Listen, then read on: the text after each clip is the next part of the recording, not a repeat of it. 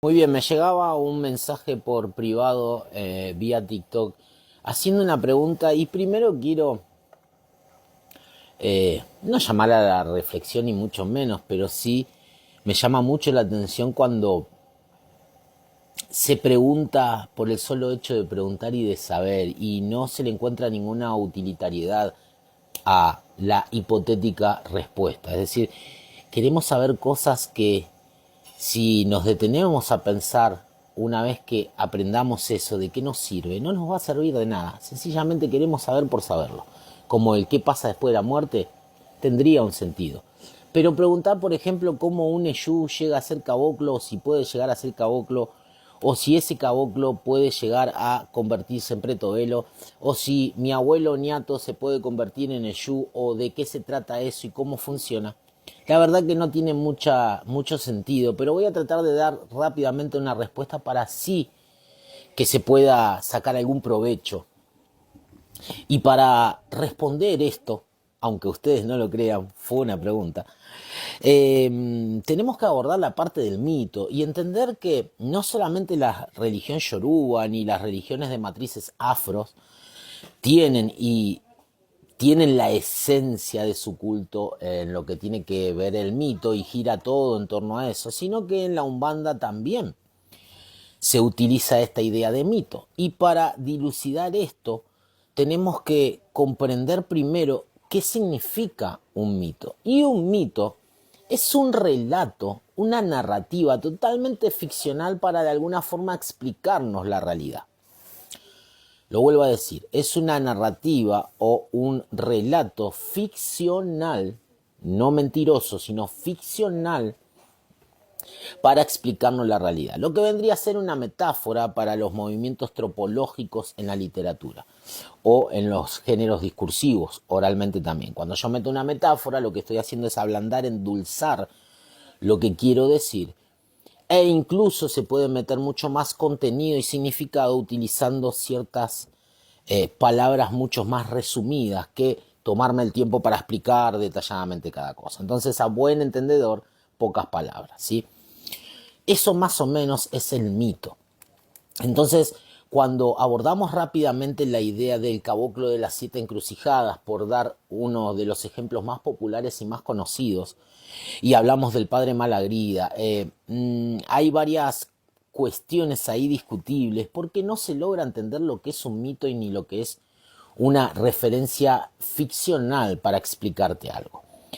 Si vos entendieras lo que es el mundo espiritual tal cual es, no cabría mito ni metáfora que te haga comprender o digerir tal realidad. Entonces, dentro de lo limitado de la cuestión, se utilizan los mitos. Es decir que, si vos pensás que un espíritu, teniendo en cuenta los ciclos de vida y las reencarnaciones, que un espíritu es caboclo, y netamente ese es su origen en el mundo terrenal y también es su origen en el mundo espiritual. Y un árbol entonces en el mundo natural es como una yurema y esa yurema después también existe en el mundo espiritual. Y hacemos toda esa transposición. Es una ridiculez. Los espíritus son espíritus en el mundo espiritual y no tienen nacionalidad. Y no tienen al menos la idea de nación, reino o pueblo que tenemos nosotros como seres humanos. El marco teórico en un culto o en una religión es para nosotros los seres humanos, no para el mundo espiritual. El mundo espiritual no nos está contando cómo es su mundo o su realidad. Nos está dando un mito o una metáfora para que nosotros logremos comprender y clasificar cada misterio en su respectivo lugar. Entonces, si don Antonio en su vida terrenal fue un caboclo, mal llamado caboclo, porque también hay alteraciones semánticas, hay un desorden total en nuestros cultos y cuando uno pasa a dar claridad queda como un loco, es como que, ¿qué está diciendo? Sí, mi amigo, la palabra caboclo es mestizo, se usa como un término peyorativo, se utilizó a fines del siglo XIX, principios del siglo XX, por el imperio. del Brasil, la última etapa del imperio, bueno, se empezó a utilizar como bárbaros o como no civilizados a los indígenas, ¿sí? Pero caboclo y la semántica de la palabra caboclo es mestizo, mezclado, no puro. Entonces, la mayoría, todos los espíritus deberían ser caboclos y no puros. Entonces, pero cuando te habla vos de caboclo, enseguida se te viene la pluma en la cabeza, el chiripao, el cocal, y pensamos que estamos hablando de un indio o de un indígena. Entonces vamos a seguir por el mismo razonamiento. Vamos a hablar de un indígena. Si es indígena, Juan Carlos, vamos a ponerle, fue un indígena en su último ciclo de vida, cuando muere, se junta con su todo, con sus todos ciclos de vida vividas, ¿sí? Entonces, si en su vida, última vida, fue un caboclo o un indígena, y en su anterior vida fue un cura alemán, nacido en Alemania, y si en su anterior vida cura fue un soldado romano, entonces, ¿qué lo determina que sea un indígena en el mundo espiritual? No funciona así. Lo que te están diciendo con el mito de un caboclo, con el mito de un Exú, con el mito de un pretovelo, se te está dividiendo y se te está dando a entender que esas energías trabajan en cierto campo vibratorio energético e inciden de determinada manera en vos. Entonces, no puede GKT o Artemisa convertirse en Lilith. No. Y estoy tomando un mito, sí, griego. No se puede. No se puede, no pueden cambiar o tomar otros lugares. ¿Me van siguiendo? Entonces, un misterio que vibra como un caboclo o como un indígena o como alguien apegado a la tierra o un Exú que vos te imaginás y te das cuenta a través de ese mito que estás hablando de espíritus con ciertas características que vibran en determinado nivel,